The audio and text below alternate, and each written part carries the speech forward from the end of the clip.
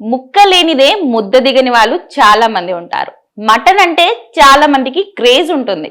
రెస్టారెంట్లలో మటన్ ఐటెంలకు భారీగా డిమాండ్ ఉంటుంది. కానీ మీరు తింటున్న మటన్ సేఫేనా?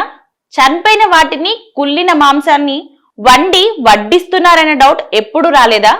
ఇప్పుడు అలా చెక్ చేసుకోవాల్సిన పరిస్థితి వచ్చేసింది. ఎందుకంటే హైదరాబాద్ లో కొందరు వ్యాపారులు కాసులకు కకృతి పడుతున్నారు. కుళ్ళిపోయిన మాంసాల్ని హోటల్స్, ఇతర శుభకార్యాలకు విక్రయిస్తున్నారు. అలాంటి మటన్ తింటే చేతులారా ఆరోగ్యాన్ని పాడు చేసుకోవడమే అవుతుంది. వారాల కొద్ది నిల్వ చేసిన మేక, గొర్రె మాంసం, వాటి విడి భాగాలను మంగళహట్ పోలీసులు పట్టుకున్నారు. వాటిని శుభకార్యాలకు, హోటళ్లకు సరఫరా చేస్తున్నట్లు పోలీసులు గుర్తించారు. 8 లక్షల విలువ చేసే 12 టన్నుల మాంసాన్ని స్వాధీనం చేసుకొని సీజ్ చేశారు. చంగిచెర్ల, జియాగూడ నుంచి మాంసాన్ని తక్కువ ధరకు తెచ్చి నిల్వ ఉంచుతున్నట్లు తెలుస్తుంది.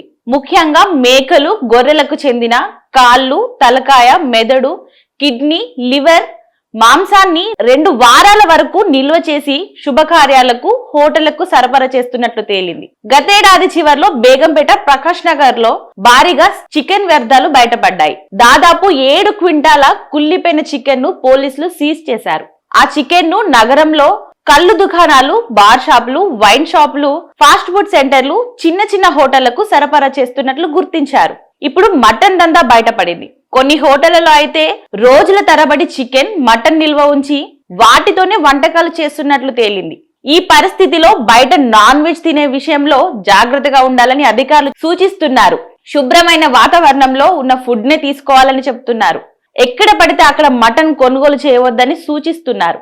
బాగా తెలిసిన వారు, నమ్మకస్తులైన మటన్ వ్యాపారస్తుల వద్ద మాత్రమే కొనుగోలు చేయాలంటున్నారు. మటన్ వ్యాపారులు ఆరోగ్యకరంగా ఉన్న మేకలు, గొర్రెలను వధించాలని, అందుకు అధికారుల నుంచి సర్టిఫికేట్స్ తీసుకోవాల్సి ఉంటుందంటున్నారు. అటువంటి దుకాణాలలో మాత్రమే మటన్ కొనుగోలు చేయాలని అంటున్నారు. హోటళ్లలో బిర్యానీ తినే విషయంలోనూ జాగ్రత్త అవసరమని చెప్తున్నారు అధికారులు.